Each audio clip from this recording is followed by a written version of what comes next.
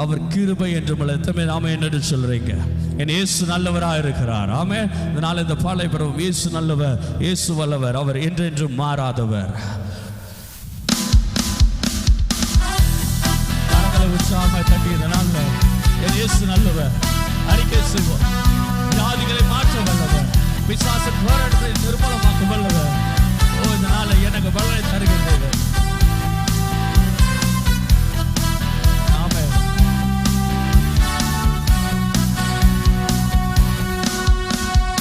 இயேசு நல்லவர், இயேசு வல்லவர், என்றென்று மாறாதவர், அவர் என்றென்று மாறாதவர்.